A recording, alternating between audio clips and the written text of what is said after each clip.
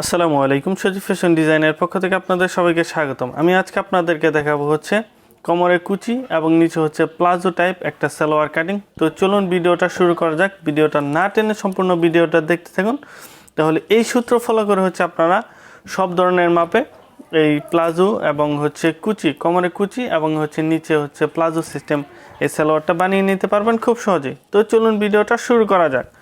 প্রথমে হচ্ছে আমি এখানে কাপড়টাকে 4 ভাঁজ করে নিয়েছি, আর এইখানে আমি কাপড় নিয়েছি হচ্ছে 2 গজ 4 গিরা কাপড়। দেখেন এইখানে হচ্ছে আমাদের যে দুইটা বন্ধ সাইড, এটা হচ্ছে আমার সামনের অংশে, আর এইটা হচ্ছে এই সাইড হচ্ছে 4 পার্ট একদম খোলা সাইড। উপরের সাইড একদম খোলা, এই নিচের সাইডে হচ্ছে একদম বন্ধ। দেখেন ঠিক এরকমভাবে আপনারা নিয়ে নেবেন।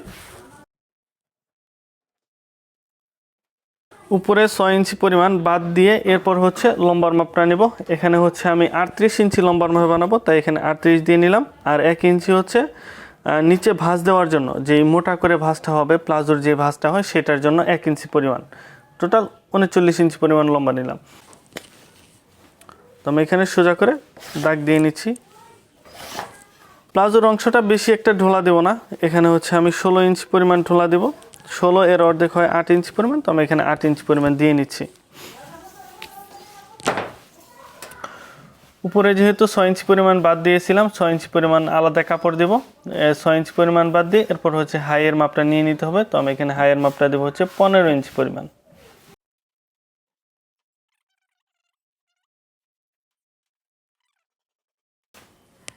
এই পাশে হচ্ছে এই দাগের থেকে 1 ইঞ্চি পরিমাণ জায়গা রেখে নেবেন। এই দাগের থেকে 1 ইঞ্চি পরিমাণ জায়গা রেখে নেবেন সেলাইয়ের জন্য। আমি যেই দাগটা দিয়েছি এই দাগ বরাবর হচ্ছে সেলাইটা বসবে। চাইলে আপনারা হচ্ছে আলাদা আরেকটা দাগ দিয়ে এরপর হচ্ছে আপনারা কাটিং করতে পারেন, সেটা আপনাদের মন ইচ্ছা। এই অংশ দিয়ে হচ্ছে আমরা এই উপরের অংশ যে 6 ইঞ্চি পরিমাণ বাদ রেখেছিলাম সেই 6 ইঞ্চি পরিমাণ এখানে দিব। এখানে আমি রাবারের জন্য যেই রাবারটা হবে সেই জন্য হচ্ছে এখানে 1.5 ইঞ্চি পরিমাণ হচ্ছে উপরের অংশ রাবারের অংশ রেখে নেব। এরপর হচ্ছে এখান থেকে 6 ইঞ্চি পরিমাণ আমরা যেহেতু নিয়েছিলাম, ওইখান থেকে বাদ দিয়েছিলাম, সেই 6 ইঞ্চি পরিমাণ এখানে দিয়ে নেব। এখন হচ্ছে আপনি কতটুকু কোমরের মাপ বানাবেন সেই অনুযায়ী এখানে দিয়ে নেবেন।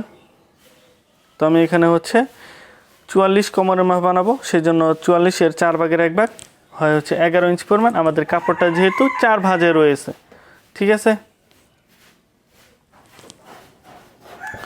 এখানে আপনি যেই পরিমাণ কোমরের মাপ বানাবেন তার থেকেও কিন্তু হচ্ছে 10 বা 12 ইঞ্চি একটু ঢোলা দিয়ে এরপরে বানাবেন, ঠিক আছে, কোমরের এইখানের মাপটা, না হলে কিন্তু হচ্ছে কোমরে টাইট হবে।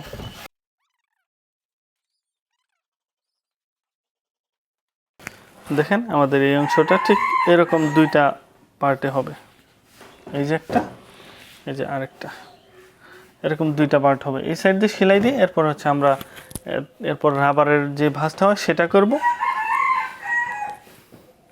এরপর হচ্ছে আমরা এখানে যে কুচিটা হবে সেই কুচিটা দিয়ে এরপর এটার সাথে অ্যাডজাস্ট করে নিচে সেলাইটা দিয়ে নেব।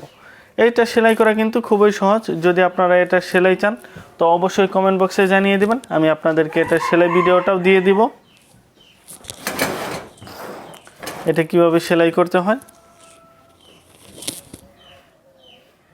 ঠিক এরকম হবে, এই অংশটুকু হচ্ছে কুচি হবে খুব সুন্দরভাবে।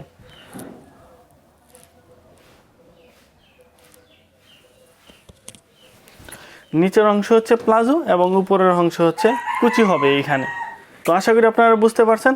যদি এই ভিডিওটা যদি ভালো লাগে থাকে তাহলে অবশ্যই ভিডিওটাতে একটি লাইক এবং চ্যানেলটাকে সাবস্ক্রাইব করে দেবেন।